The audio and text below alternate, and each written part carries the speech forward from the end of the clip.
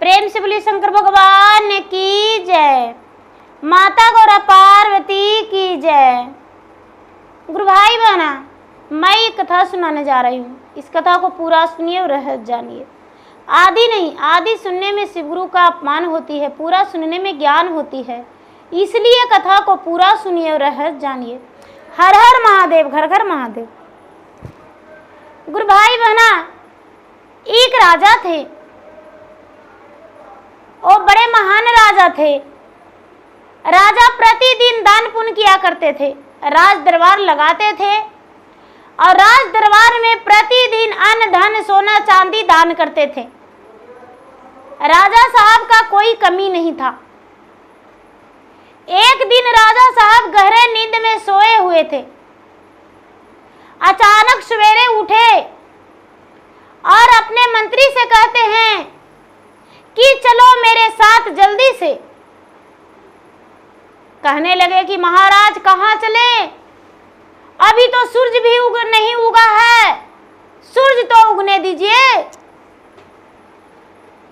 मंत्री को बात सुनकर राजा साहब गुस्से में आग बबूला हो गए और कहने लगे कि मेरा बात नहीं मानने पर तुम्हें सजा दे देंगे, फांसी के तख्ते पर चढ़ा देंगे।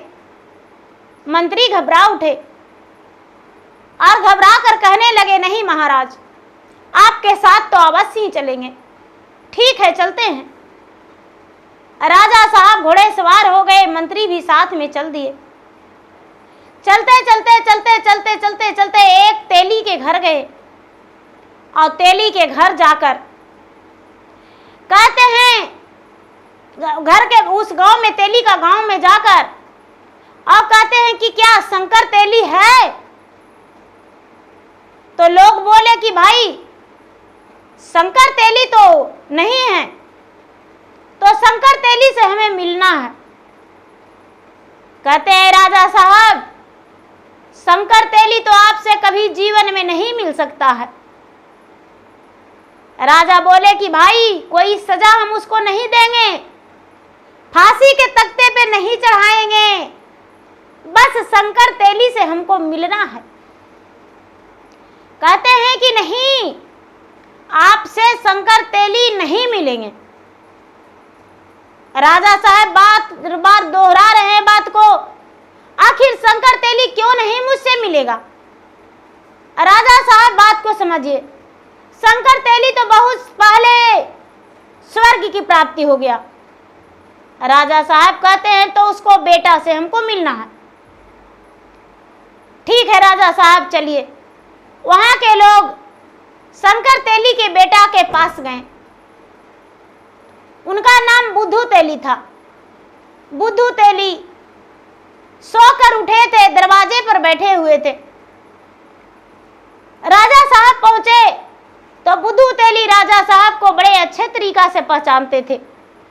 बुद्धू जल्दी से खड़े हो गए और राजा साहब को प्रणाम किए।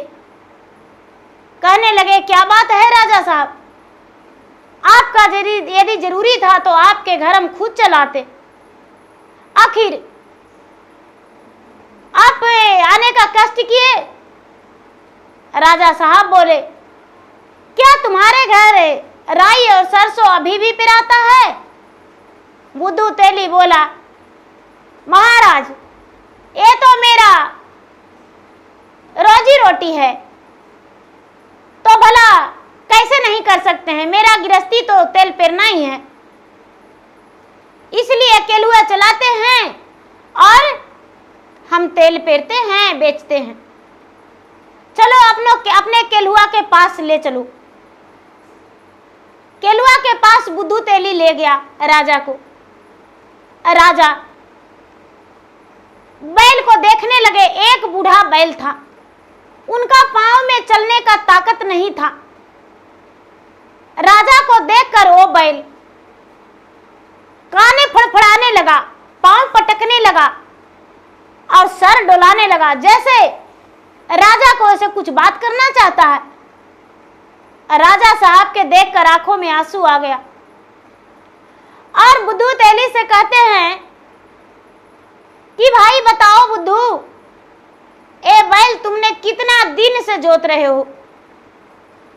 बुद्धुआ बोला, राजा साहब, इसे तो मेरे पिताजी ही जोतते आ रहे थे, पर लगातार तो करीबन 10-12 साल से हम जोत रहे हैं, और उससे पहले मेरे पिताजी जोत रहे हैं। करीबन मेरे घर 20 साल से रह रहा है।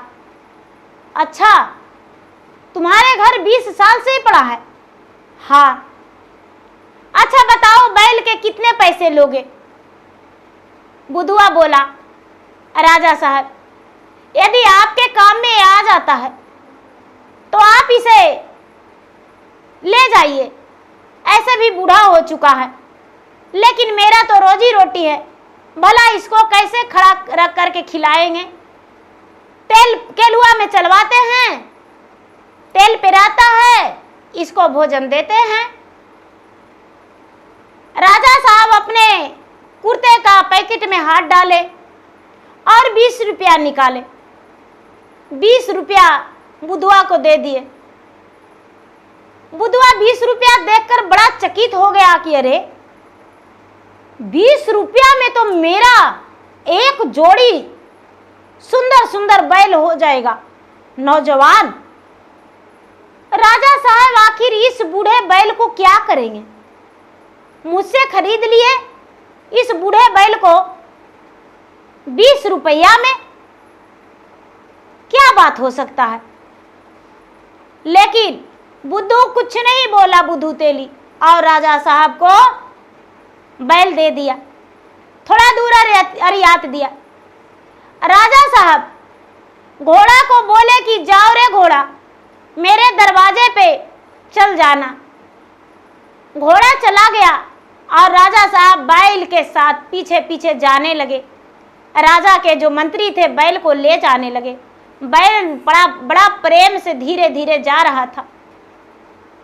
एक आहरा था, ऊंचा था, चढ़ाई पड़ रहा था।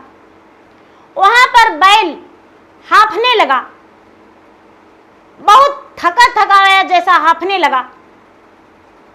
राजा साहब उसको देखकर बड़े उदास हो गए, लेकिन फिर भी राजा साहब और मंत्री दोनों मिलकर उसे आगे चढ़ाएं, आगे बढ़ाएं। बैल ऊपर चढ़ गया। आगे जाते जाते एक मंदिर था, भगवान का शिवाला था, महादेव का शिवाला था। शिवाला के सामने बैल जो था सर झुकाया, भगवान को प्रणाम किया और उसके बाद अपना दम तोड़ दिया। राजा उसको सर पे अपना सर रख के खूब रोए, बड़ा विलाप किए। उसके बाद जल्दी से मंत्री को बोले कि जाओ एक ठेला ले आओ। राजा साहब एक ठेला मंगवाए। बैल को कुछ लोग को बुलाकर उस पे ठेला पे लोड करवा दिए और गंगा के घाट पे ले जाके और उसे गड्ढे खुदवा के मिट्टी भरवा दिए। राजा साहब घर में ब्राह्मण को बुलाकर नियम धर्म से बैल का क्रिया कर्मठ किए, जैसे लोग अपने माता पिता को करते हैं उसी तरह बैल को क्रिया कर्मठ किए। क्रिया कर्मठ होने के बाद बड़े प्रेम से मंत्री बोला, राजा साहब आपकी बातों समझ में नहीं आया, आखिर बैल को आप खरीदे, 20 रुपया में बूढ़ा बैल को खरीदे। 20 रुपया तो कितना बड़ा रकम होता है, और फिर भी आप बुद्धुआ को 20 रुपया दे दिए। बैल आते आते मर गया। उसको गंगा के घाट पे ले गए, जमुना जी में परवाह किए, इतना रुपया खर्च किए, कम से कम 5000 रुपया कर्मठ करने में लग गया होगा। आप इतना बड़ा धूमधाम से लोगों का भोज भंडारा में खिलाए, आखिर क्या कारण था? राजा कहने लगे, अरे तुम नहीं जानते हो, मैंने जब सोया था तो मैंने सपने में देखा कि मेरे पिताजी कह रहे हैं कि अरे मूर्ख, अपने आप को राजा कहलाते हो, लेकिन 20 रुपया के कर्ज में मेरा दम घुट रहा है। मैंने इसके घर 20 साल से केलुआ में चल रहा हूं। पहले मेरा शरीर में ताकत था, मेरा दम नहीं घुटता था, लेकिन आज मेरा चलने का पाँव में ताकत नहीं है। इसका कर्जा वसूल नहीं हुआ है, इसीलिए मैंने इसके यहाँ से उधारी 20 रुपया लिया था और वही 20 रुपया के पूंजी में तुम पूरे राज कर रहे हो, राजमहल पे बैठे हो और राजगद्दी पे, राज सिंहासन में बैठ के और लोगों के दान कर रहे हो। क्या तुम मेरे कर्ज तोड़ने लायक नहीं? अरे नालायक, मेरा कर्ज तोड़ दो। अब मेरा दम घुट रहा है, अब अपना हम दम तोड़ देंगे तो तुम्हें भी केलुआ में पेराना होगा, तुम भी मेरे तरह बैल बनोगे और नहीं तो मेरा कर्जा भरपाई कर दो।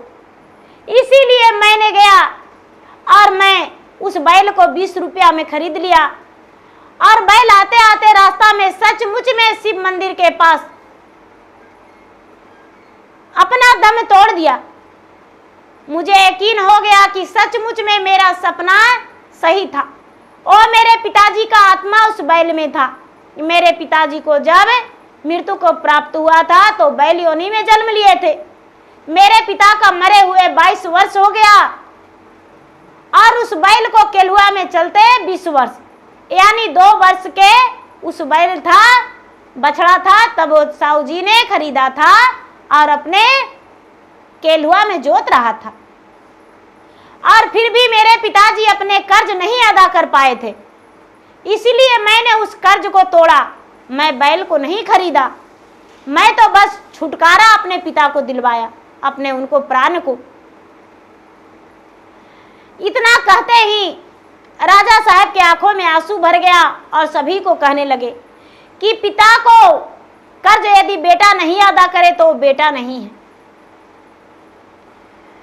तो गुरु भाई बहना, लोग कहते हैं कि फलना से हम 1 लाख रुपया लिए और नहीं देंगे तो क्या कर लेगा, लेकिन वैसा नहीं होता है। मर जाने के बाद भी किसी रूप से ना किसी रूप से उसको घर में जन्म लेकर वसूलना पड़ता है।